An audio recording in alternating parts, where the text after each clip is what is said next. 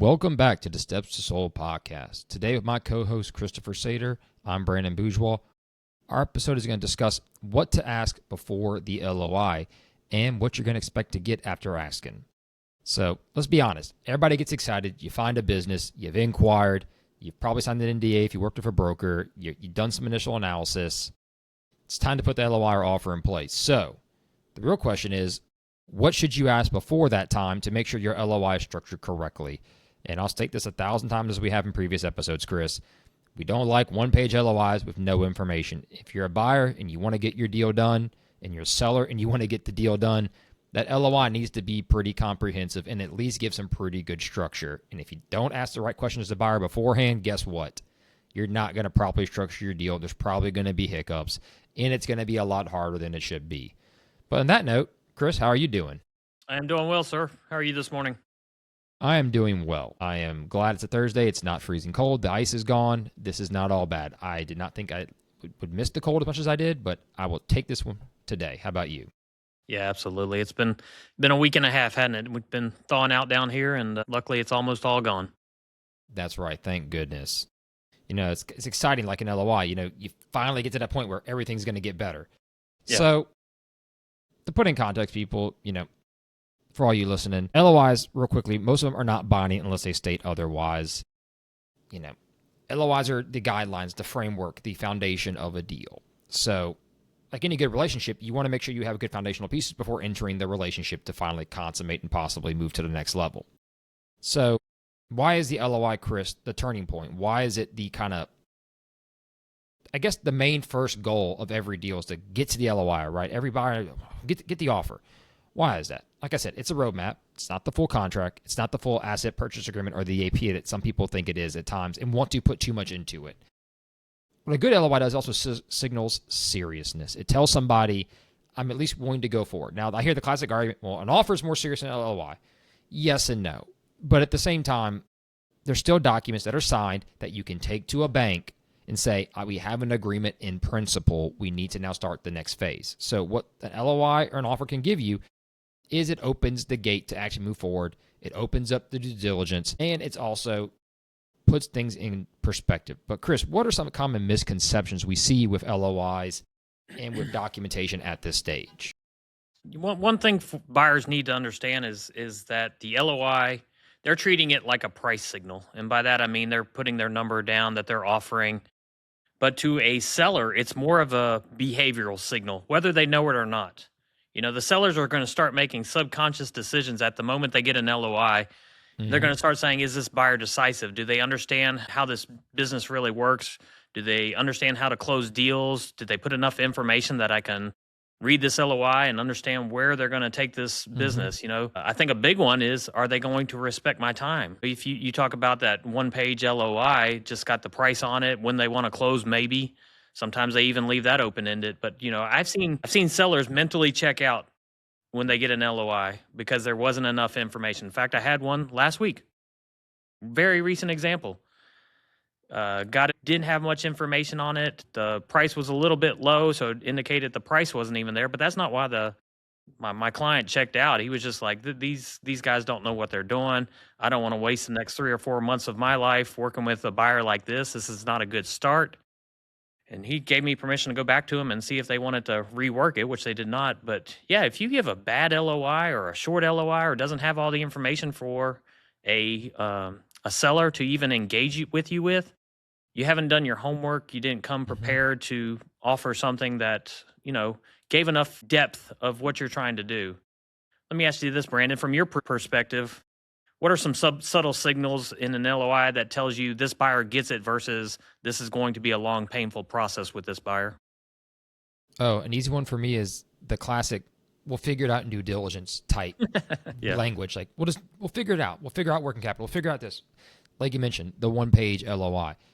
We stress on the podcast, you need to find dates, timelines, and agreements in principle, if not already agreed to, how to calculate certain key factors in the LOI, whether it's working capital, whether it's AR/AP being left over, if it's a stock sale, how you want to structure all of that. And when you get these short LOIs, the common misconception is we'll figure it out later.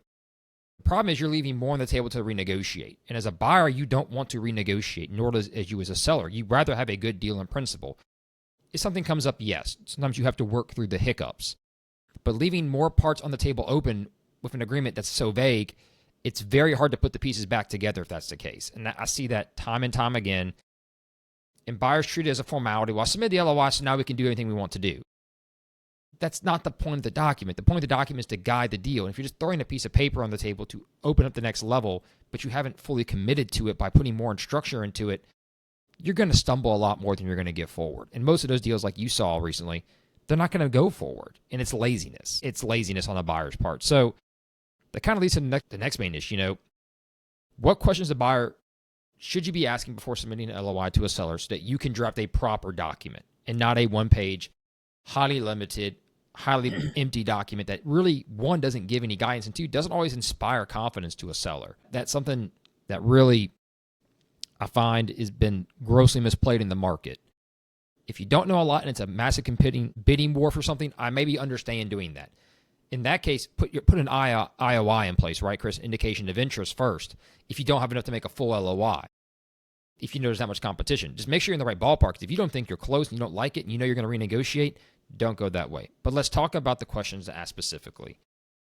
After you met the owner, you signed the NDA, first things I would recommend you do is ask about business and operations. Don't dive too quick into financials. If you don't understand the operations, Chris, you can't then ask the right financial questions because everyone's numbers are different. So I would ask you, what kind of sales does the owner want? Does he want an asset sale? Do we want to do a stock sale based on how the company's structured? Is the owner essential to revenue? Are you tied to it? If so, that's going to change possibly the duration of the transition period. If there needs to be an employment agreement, some rollover equity, are there any key employees with agreements in place we need to be aware of? Do I need the structure to make sure these employment agreements for all those employees are correct? And then finally, what kind of licensing do you have and is it transferable? Chris, those are my main key operational questions. What do you have as far as operations you would say would you want someone to ask at this stage before the LOI is submitted? Yeah, I don't have so much of what they want to know. That really depends on the industry, the buyer, what they're looking for. And I think it really depends on how much information they got in the SIM, the executive summary, right? I'll give you an example of what not to do, first of all, and then we'll come back to your question. Don't send your 40-page due diligence list before you have the LOI in place. Had one of those a couple weeks ago. Electrical contracting, automation business. Buyer comes in, they're excited. I have a conversation with them and they're ready for the next step. So they send me, I thought was going to be a list of questions that they said they wanted answered. It was basically their generic list, probably that they send to almost all businesses that they look at, because some of the questions weren't even related to this business. Yep. And I emailed him back or called him at the time and I said, do you really want me to run this by the owner and see if he wants to answer all these questions? I'm sitting here looking at this list and what they're looking for. They want, one of the questions was funny because the first question was a breakdown of revenue streams, because on the P&L it is all lumped in one bucket.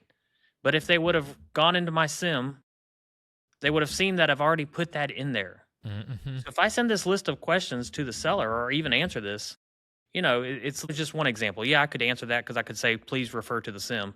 But the rest of the questions were the exact same. It's like they hadn't read anything. They just wanted to send their list, see if we're willing Just to do send it. Yeah, see if we're willing to do 2 or 3 hours of work to get all this lined up for them and send it back to them. And if they were a great buyer with lots of portfolio companies, we probably would have, but there were one that didn't have any companies. So I ran it by my seller. I said, hey, look at this group.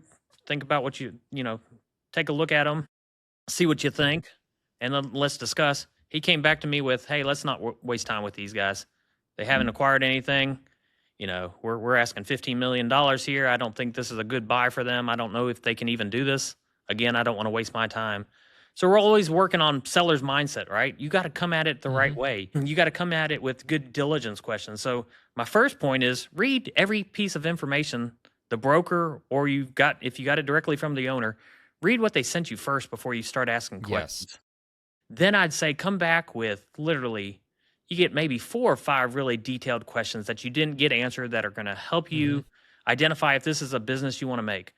What I'd say is when you're making an LOI, it's non-binding. There are certain clauses like exclusivity and confidentiality. Those are binding. But your offer, if you find stuff out later, is non-binding. So you got to kind of take it, hey, I'm going to get a little information now. I'm going to have a leap of faith. It doesn't have to be a blind leap, but you have enough information to put your offer together. So, the questions I would ask is, first of all, Like, do you understand the business? And if you don't, then just identify the questions that are going to help you understand it, but don't make it a generic list of 40 questions. Yes, Yeah, I I mean agree. that's kind of how I do it. My No, question for you, I think Brandon, yeah, yeah.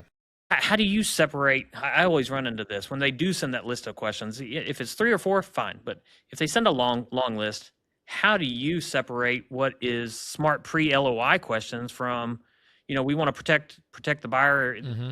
versus questions that need to be answered later in due diligence? How do you kind of separate those two lists of questions out? So what I love to do is if we've already provided information, like you said, that they skipped over in the sim or other documentation, it's like, hey, just refer back to this real quick for your questions. If you need due diligence base to back these up, we can do that post LOI. But let's just make sure you've read through what we gave you. Secondly, I do my best to say there's a few things you want to understand: operations, financials, and if there's any legal issues. Those are things you want to identify early on because those can make a big swing on how someone wants to make an LOI and what they need to structure it with. By that, I mean we're not doing bank statement reconciliations at this time on the 40-page question list like I've seen before. If you want to ask how EBITDA was calculated, sure. Most good sims or what we have will show you our breakdown of what the cash flow is, how we came to that recast. But if there's a specific reason why you're concerned about maybe a certain amount or an itemization, sure, we can address those key questions. But a majority of the time, I try to limit it to you like 5 to 10 good questions and say, if you don't understand operations, like I mentioned the first moment, let's have a sit down with the owner or a Zoom call or phone call, whatever works based on geographic range, and actually discuss a little bit more in depth what's going on. If you understand the foundation pieces of what's going on in the business and why it's structured and how it was calculated to value it, then you can ask better questions to build your foundation on your LOI. But like you said, if someone's going to submit a 40 question document just because and questions don't line up, that means you weren't even, I'm going to say, you were not ready to do this deal. You didn't bother even go through and sort your list. And that, in my opinion, shows commitment and inexperience and laziness in deal making. And that's what's going to cost you. And obviously your seller saw that and goes, but Chris, you already broke this out. You already provided them this. Why are they asking this? I understand informal due diligence asking those questions to get verified proof from the owner. That's very improper. But at the pre-LOI stage, you have to work with what's also provided to you and what's reasonable to ask. So, a good question would be, what is a working capital post-closure to capital expenditure? Sometimes that isn't always in the sim. That's a good question to ask pre-LOI because that may dictate what your debt service ratio coverage can be if you're getting financing. There are questions like that, yes, we want to answer those in the initial section so you can prepare your offer because if you can't finance, you can't do it. But at the same time, 5 to 10 really good foundational questions on operations and a few financial metrics, not nitpicking the P&L, not nitpicking the tax return because you don't need to get there yet.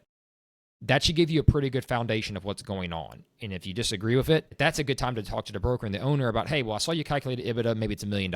These two add backs I'm very weary of. So this is why I'm making want to price my LOI at this point upon review. That's good behavior. That's thoughtfulness. That's different than just writing a blank LOI or wanting to dive into it so hard that you can't do it. You're not going to be able to make a deal if that's the case. Trust us. We're the professionals. We've done this. If you're going to nitpick there, you're not going to make it through due diligence. You're just not. And a good question, too, I didn't mention is I love answering questions on vendor concentration and certain type of contractual revenue. That's something you should know pre-LOI because that's going to determine your revenue stability and if there are any concentrations, if you need to rarely, in some cases, meet that client or secure that, have the owner secure that client under contracts, right, Chris? You've dealt with that before where, hey, look, as good brokers, you highlighted that major concentration issue. And for the buyers, it was essential that in their LOI, they make it clear, hey, we want to do this, but we need to talk to this one client because we cannot move forward with this deal with making up, 60% of the revenue? That is a good identifying question. So let me ask you this. We talk about what to ask. I think that one of the most often overlooked questions buyers don't ask, Chris, is what does the seller expect? They're asking what they want, but they forget to ask what the seller's expecting because remember, the seller has to do this deal too. I would say the biggest question you should be asking as a buyer is, what is the seller's desired timeline? Oh, because that's going to tell you the seller motivation. It's also going to tell you what their exit timeline might look like, correct, Chris? And what their post-close involvement idea might look like. And that is a major component to how you want to structure your deal based on your experience, correct? I think all the time buyers think, well, I've got all the time in the world. Had you bothered to think what the seller's timeline might be? If they want to invest another year into this LOI process, 6 months plus close, that is an issue. It's often overlooked. What would you say to that? Yeah, especially depending on what business and what industry you're looking in and what your experience is in that. If you feel like you're buying a business that maybe you've got a little experience, but not a lot, and you feel like that owner needs to stick around a year to help train, transition, meet all the clients, that should be one of your initial questions. Because if the seller's looking forward to walking out the door 30 days post close, then that might not be the right business for you. Timelines aren't lining up, and yeah, great point there about asking for the seller's mindset and the seller's motivation. I'd add to that another good question. I kind of hate getting it, but it shows the buyer's thinking about it the right way. Is the seller open to any kind of earn out or seller financing? I hate that question because my immediate reaction is no. My seller wants 100% cash because that's what every seller wants, right? And no, do you have money? That's why you're asking. Yeah, the next exactly. fear. And to us, if we're talking about 10%, 20%, kind of some skin in the game, then we can talk about it. But if you're asking if they're willing to sell or finance the entire deal, no, that's off the table for my deals, at least. But it does speak to the seller mindset. Are they negotiable, or do they have to have this asking price, and is that all they're willing to do? It kind of, as a broker, once we've gotten involved in a deal and we've worked with the client for a period of time, maybe we've seen a few buyers come in before you come in. We understand the seller's mindset. We understand whether they're willing to accept any seller financing, or we've heard from them after a couple offers, no, seller financing is completely off the table. At least we've had some offers that have thrown that out there, and they have not been open to it. So kind of asking those types of questions are smart questions before LOI. They are, and it doesn't mean that you still can't ask for those things, but it's good to understand the mindset going into it when you ask, so you as a buyer are either not grossly disappointed or frustrated by the progress those questions may not be getting answered or responded to in the correct manner. That being said, though, we kind of ask what buyers should be asking. How about sellers? Let me ask you this: what are good questions that sellers should be asking before accepting an LOI, Chris? What are questions that the seller should be, as far as buyer capability is like, hey, what do you think of this buyer, Chris? What is the real capability or capacity to perform, as my favorite saying is? Yeah. Yeah, they always want to know if they're financially qualified, right? Have you vetted them? Me being the broker, have you vetted them? Do they have the cash? Do they have a bank pre-qualification? They also want to know if they have industry experience, right? We see this a lot. We call them the cash flow chasers. They're just looking for any business that has cash flow. Want to make sure can you work with them sometimes? Yeah, sometimes in some businesses, it doesn't really matter if you have industry experience, if it's an easy business to learn. But if you're in automation, robotics, electrical, you need to have some kind of experience, or a platform company, or some kind of experience. I get buyers all the time that have no experience. This is their first acquisition in this space. Even if they've done other prior acquisitions, my clients and my sellers aren't too keen to work with them because they're not going to speak the language. It's going to be a steep learning curve, and we're not really we're here to educate buyers, but not as far as the business they're trying to buy and the field that they're trying to work in. So yeah, sellers need to understand the buyer, their mindset, what they're kind of looking to do. I think if they haven't already expressed it, you start asking them, what kind of deal structure are you thinking about? Asset sale, stock sale? Are you thinking, are you financing this deal at all? Is it all cash? It goes back to financial qualifications, but gets a little more granular. It does, and I love to make sure if there's multiple buyers involved, or a team or a group, who's the real decision maker. Because it's very often a lot of search funds and groups use analysts to reach out, develop the relationship, the big wigs, quote unquote, come in. But as a seller, you want to who's making the decision to actually purchase this company? Who has the ability to flip the light switch on or off on my deal? Because if your main contact is the guy who doesn't have control of that, then you don't really know who's making the final decision and approving this up or down. And very often we see bigger groups come in, and some for good and bad, the deal may look like it's in great shape, great health, right? And all of a sudden, the person with the decision-making process goes, nah, done, kills it. And so you as a seller never really understood who is actually guiding this deal. Who's going to be the person that writes the check, gives the thumbs up, signs off on everything. That's important. And I also say, too, you mentioned financing. Understanding the kind of financing that's going to be asked of a deal and what that means as far as due diligence. SBA finance deals have a different due diligence period than privately financed deals, or seller financing in timelines, in expectations, in documentation production. So understanding that's going to tell you what limitations also, like you mentioned, deal structure could be involved. Because if SBA is involved, there are certain criteria that will not fly or will have different implications if involved in the deal, whether you roll over equity as part of the loan, guaranteeing the loan. We can go down, we've done that and covered those before previously, But it's very important to highlight that and make sure you understand it. You don't want to walk into an LOI, sign it, not understand it, and find out on the back end, oh my God, I committed myself something I really don't want to do. Or worse, I don't like this. It doesn't fit what I wanted to do. And now I have to either break the LOI, risk losing my sale and pissing off the buyer, or B, I just have to go along with it and bite my tongue. And that's tough to do. I'd like to ask you just to, as far as, deal execution risk, I always like to kind of have owners ask, how long will due diligence realistically take versus what they're asking for? Because sometimes some buyers ask for a very long treadmill. Some ask a short one, Chris. My question to you is, every deal structure, industry, timelines are different. But what are some of the main issues you see with due diligence writing in LOIs that sellers should say, hey, what does this mean and why should I avoid? What kind of language should I avoid? I guess is a good way to pose the question. As far as the timeline goes? Timelines, the structure of due diligence, we've seen a lot. Yeah. Good and bad. You got to have dates. I see too many LOIs that are sent to me that they don't have a date. They don't have an end date. Well, they might have a closing date, but it's 90 days from when the LOI is written usually, or 120 days, something, usually not 120, but 90. And there was never an end date for due diligence. It's like they can keep doing due diligence right up to the day of closing. And that's not the way it should be, in my opinion. Due diligence needs to last, small business, minimum 30 days. Buyers usually push for 60. I've seen some push for 90. Which is fine. I'm not doing 90 days of due diligence. We're not going to. Now, don't get me wrong. If the seller takes 30 days to get the buyer all the information, then the clock starts. That's very fair. Yeah, exactly. Yes. I'm fair. But if we sign the LOI, seller sends all the information, or I send all the information within 3 days, 5 days, clock started at LOI. Now you've got 60 days to get your due diligence done. I'd rather do it in 45, but I understand 60. Takes time, especially on larger deals. But you got to have that clock, because otherwise you keep getting nickel and dime for pieces of information, and the deal drags on, and they want to just check every single box. I get it. You're making a huge investment. I get that. Don't get me wrong.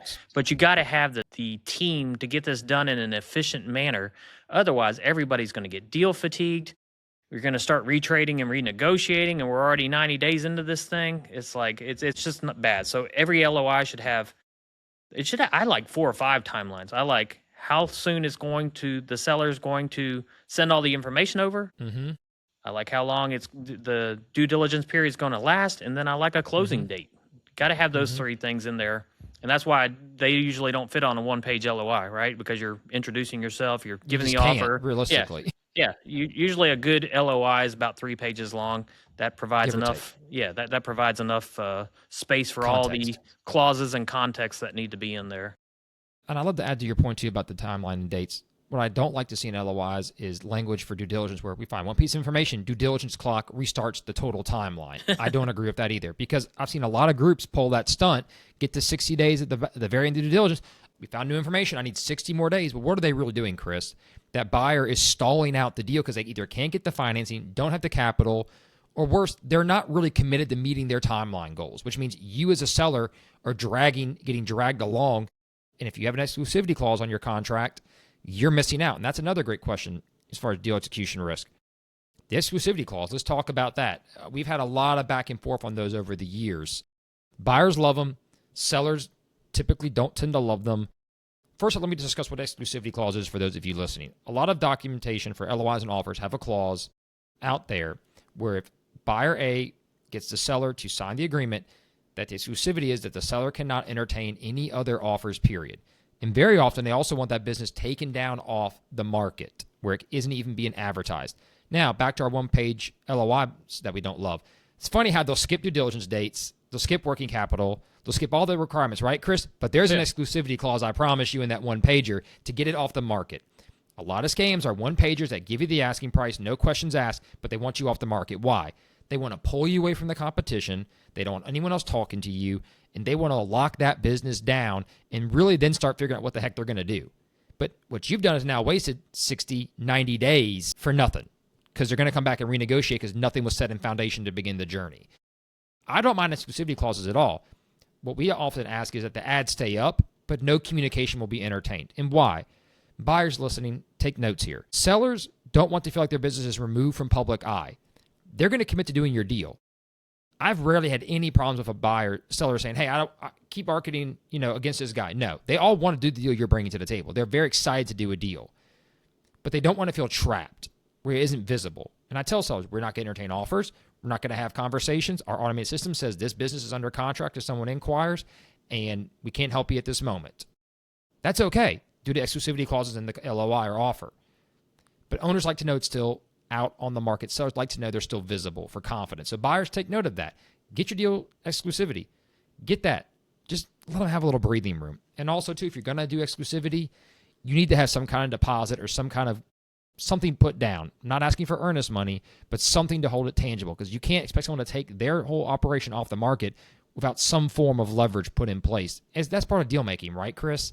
I see all too often these exclusivity clauses buyers fight over that more than doing the deal, which is wild to me.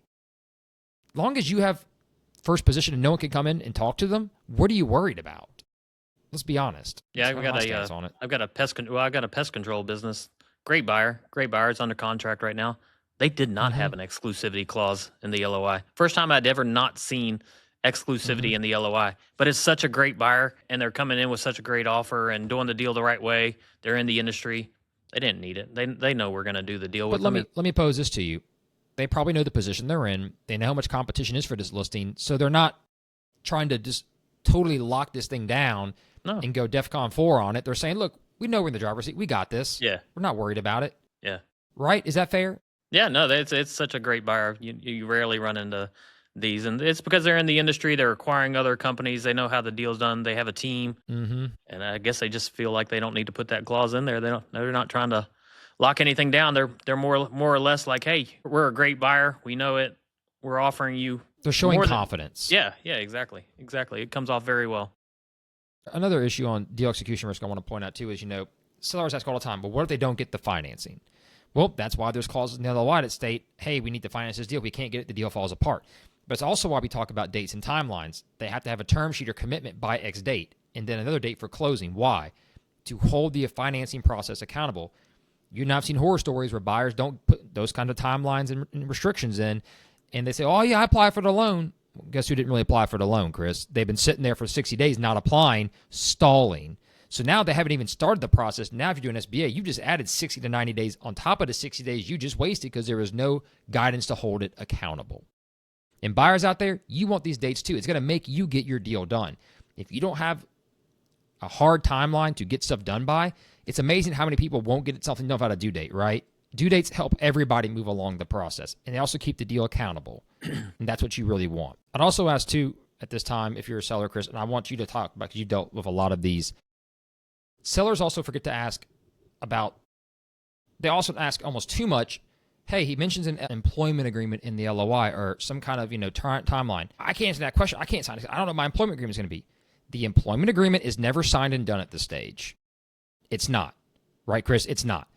But the right questions to ask are, we talked about with the buyer asking questions, what are some expectations you're thinking of, correct? What would you say at this point you would tell a seller if they mentioned they want an employment agreement in the deal for you to stay on? If the seller's asking you, how should I handle this? What would be your immediate advice to them if that was a question posed to you? As far as the seller and what their employment agreement should be? Yes, because they get fearful. What am I going to do? They mentioned employment agreement. It's like, well, it's not defined. Well, they're not going to give you a signed employment agreement today. Yeah. Yeah, no, it's I always ask my clients, what do you want? What are you willing to do after the deal? Are you willing to stay 30 days, 6 months, a year, longer? Do you want? I've got some sellers who want to stick around for 3 or 4 years. They just want to cash out, but they still want to work in the business. They still enjoy what they do. It's just maybe their business has reached a pinnacle or a good point to cash out. So I'm always talking to my sellers, my clients, and saying, what is your goal after the sale? And then I kind of relay that in the executive summary, to a degree. I'm not laying it all out there. But I'm also, as this buyer's coming in, if they're thinking about an LOI or they're writing the LOI and they're asking me, I'm letting them know what the seller's even willing to do. That way the employment agreement makes sense. But as far as, you're not going to get an employment agreement at the LOI. But I do think there should be some understanding between buyer and seller of what that, if it says the words employment agreement in the LOI, there needs to be at least a verbal communication of what that's going to look like later as far as salary, hourly, how long, what happens if roles. Yeah, and there's all these things tied to it too. Sometimes if there's seller financing involved, hey, what happens if after 6 months I want to leave the business? Do I still get my Mm-hmm. earn out or seller financing, or is this contingent upon that? That's where good structure and LOI comes from, and understanding that. You're right. I had a client recently for $2 million deal say, well, what employment agreement? What am I going to do? He said, he didn't define it. I said, in all fairness, I said, the buyer can't define your exact role today.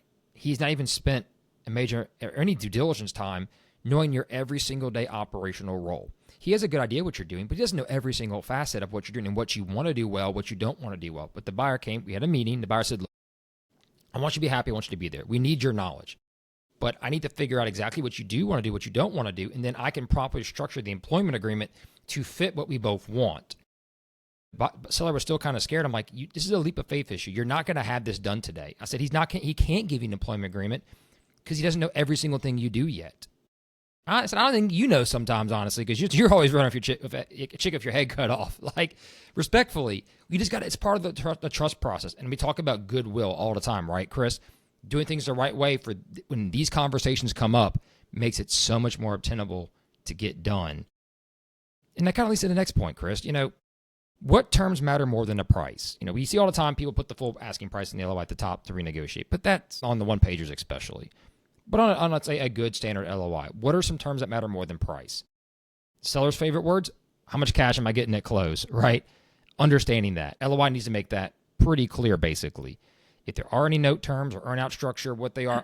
But the most often overlooked when we talk about all the time is the working capital adjustments. Make sure you have that defined and how to calculate it if it's not already calculated. Right, Chris? I know you are the king of preaching that because, my God, how many times have we seen TBD on those issues and there's not a timeline when to figure it out by, and sure enough, what becomes the sticking point of the deal? And then renegotiate the whole deal because nobody wanted to work on the working capital and arrange that before. It's like planning a trip and then not planning how to get there, not having the actual vehicle or plane ride booked. It's going to stall. It's going to derail the deal every single time.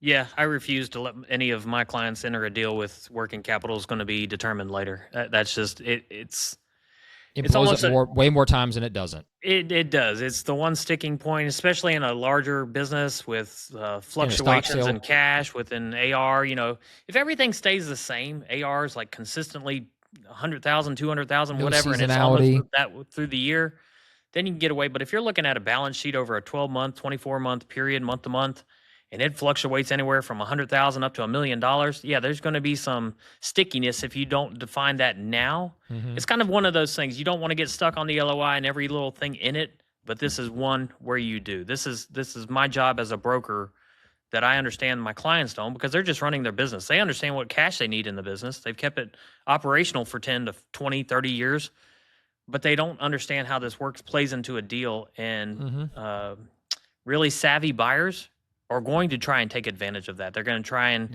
keep as much AR, pay as little AP, or they're going to structure that in a way where money's going to come off the deal at the closing table, because they're going to say, hey, we pegged it at this and now it's this, and so you owe us another 200,000. We're just going to take that out of your sale price. And I'm just throwing out nice round figures, but you can add a couple zeros to that sometimes and it gets a little ridiculous. It can. And as a buyer, if you have a question about what that is, often the broker can give you a pretty good ballpark. Again, we're limited to the information we're provided. But if you aren't sure, there's nothing wrong with getting an accounting firm or a financial advisor to go through and break down that working capital and make sure you understand what the tax returns and the P&Ls are saying too. Or also, mind you this, Chris, maybe we didn't touch this on, but this is a great place to introduce this.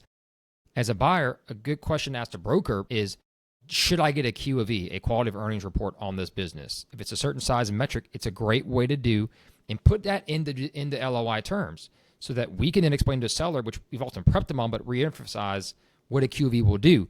That will help your due diligence. It will also help set guidelines. And the Q of E will also help answer a lot of these financial questions and reaffirm financial readiness and accuracy. So when you're asking these 40-page due diligence questions before you've met the owner, just know there are things in place to put to help do this, to help verify this down the back end. And honestly, a good Q of E allows you to go to the owner and say, yep, everything checks out, or hey, look, we've got some issues, but you've built goodwill, you've built the timelines in place to keep things going, and you can work that out. Most good sellers and honest sellers, when presented proper information, will work with you. There are some knuckleheads, just beware, But overall, those are things you want to mention and ask as well, because that will also help set your timelines for due diligence. How long could a QOV take if you're doing financing as well? That's really important. Have those things in line and ready. And if you're a buyer, you've got questions to ask me or Chris, but what you want to add to the LOI, avoid this kind of red flag language. Any kind of language like subject to buyer satisfaction. Any language where, long exclusivity with no milestones. If you got questions on those proper date timelines, we can give you. But my team, and I know Chris as well, we don't like vagueness. The more structured, the better. It's better for you long term, and it's going to get the seller on board. Sellers don't like uncertainty. They don't like uncertainty. Business owners like to know what's going on and how to calculate and how to work around it and fix the problems. When you give them a document that's vague, they're going to treat it with the same respect you put on the paper. And don't be surprised when they start buckling back or being slow or just not being engaged because they feel like he said this, but he hasn't really lived up to it, and I'm wasting my time. And Chris, how many more days do we have for this LOI before it expired? How many times have you heard that conversation when they feel like they've been strung along or not given enough to feed on doing the deal? We see that time and time again. Yeah. So on to the next segment. Let me ask you this, Chris. How do we as brokers protect value at the LOI stage, both for the buyer and the seller? Because let's be honest, our goal is to get a deal done for both parties. What are things that you do that you think helps protect the LOI, get it structured, and get it done? Just make sure all the deal points as much as possible. There's a huge difference between the LOI and the purchase agreement. LOI is generally going to be 3, 4, 5 pages. Purchase agreement is going to be what? Anywhere from 30 to 100 pages plus, depending on how much addendums and attachments are on there. The point in the LOI is to make sure that all the terms that need to be defined are in there. We've touched on a lot of them. You're going to have your price. Everybody's going to have that in there. You're going to have timelines in there. You got to make sure those are in there. Exclusivity, confidentiality. The one thing I see kind of get messed up from time to time is they assume they're going to do an asset sale without even really understanding why they want to do an asset sale other than probably tax savings and liability. Some of these can't be done as asset sales. If there's contracts in place with government entities or if there's certain licensing. Yeah, MSAs that just can't be changed or otherwise it's going to disrupt the entire operation or you may even lose that contract. It's going to have to be done as a stock sale. And I think sometimes not enough questions are asked to even understand which one you have to go with.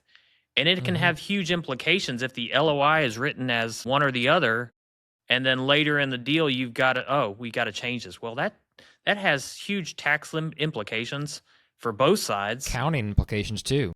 Exactly. And so you got to really know that from the start. So that needs to be known. In fact, that's going back to asking what questions. You need to ask the questions that tell you if this needs to be structured as an asset sale or a stock sale before you even start down that road. And I know we talked about exclusivity a little bit ago, but that's got to be in there or can be in there if the buyer wants it. It doesn't have to be in there for the seller. They'd rather keep marketing the business. What kind of things do you like in your LOIs that you see a lot that either they're left out or you always like seeing it when it's in there? It's a good LOI. What I like to think we bring to the table as value is there's always the term, what's market? What's market is a very vague term that a lot of good sophisticated buyers use to kind of pigeonhole sellers in deal structure. And I'm not saying this to be we're anti-buyer because we are very pro-buyer. We make money when deals get done, let's be honest. But I like to bring up to certain buyer groups. I understand what you think is market, but let me help you explain to you the seller's expectations. And if you think that you're going to jam rod this term and these deal terms down at this time with this guy, that's not going to work. So if you really want this deal, here is a proper timeline that I think he would accept. And here are some baseline guidelines how we can work, or some exceptions we can maybe go back and work with him on if you want different terminology. And that's where a good broker brings value in having knowledge of both sides, knowledge of industry, knowledge of the seller's mindset, and then helping guide the right questions to ask. You and I often mention your point about asset sale versus stock sale. We understand typically where that business is probably going to be sold in which fundamental form because we've seen similar deals and understand the way the company is roughly set up to give that guidance. So when we're doing an LOI, we're going to make sure that certain terminology is included for both parties to make that execution make sense and get through financing. prevent wasted opportunity and wasted space in the LOI. I don't want more that's needed. I also don't want too little. And a good broker understands certain terminology and timelines and adds value in guidelines to execution dates. Like you said, exclusivity. We bring value, we bring balance to a deal. It creates harmony. And that's what a good broker does, and why it's good to have someone like us involved if you want. You don't have to use a broker. We always say that, but we do bring a lot of value and knowledge. And what I see time and time again for sellers that come to us post LOI with an outside party is there's a ton of flaws in the document. Heck, I had an LOI submitted by another group unsolicited. Didn't even say if it was a stock or an asset sale in the LOI. So there's no way to tell the seller what kind of deal this even is. And this came from a commercial real estate firm that was basically just trying to steal a laundromat we had. But we're sitting there, me and my broker, Gary, are going, I can't even judge this because I don't even know what kind of sale it is. I can't give any indication how this is going to be broken down and allocated. This is beyond sloppy. And it goes to show you not all advisors know what they're doing, but at the same time, having a broker eliminates some of those issues. And we had to tell the nice widow, like, hey, don't even bother talking to this. They didn't even give you a deal structure. They don't know what they're doing. They're just throwing something against the wall, trying to get you to sign it. And do you want to guess what's at the bottom of the page, Chris? What's that? A very nice exclusivity clause that had no timelines, no definitions, but they couldn't tell you if it was a stock or an asset sale. So go figure. That's where value is brought. Yeah. They'll close in a year. It's all good. And for some buyers, too, you don't know what you want to have included in there to protect you. You don't want to give the seller negotiation room at the back end to hold you hostage, too, because you didn't think to have that included in your LOI to get it defined and agreed upon earlier in the deal. Unfortunately, our sellers who will use any renegotiation leverage to their benefit, too, Chris, we've dealt with some like that. Doesn't mean we like it.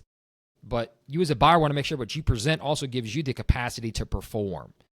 And knowing proper deal structure, knowing proper financing contingencies in your deal LOI structure prevents you from having to renegotiate. And I think that's where we save so many buyers. It's, hey, I love your idea, but if you go on SBA, this isn't going to fit, right, Chris? This terminology is going to get your deal blown up. So let's reword it this way. We can work around this process. Our lender knows how to do deals like this. We can still get what you want done. It may not be exactly what you wanted in the same wording, but it's going to be the same outcome. But we got to write it this way to get it done. And that's where I think people often misvalue our services. And honestly, is what gets the deal done. That's not a pat on the back to us. It's if you've done 850 deals like we have, got a little bit of knowledge. We're going to apply it, I promise you. We're not going to walk in recklessly. So let me ask you this, Chris, before we tidy things up.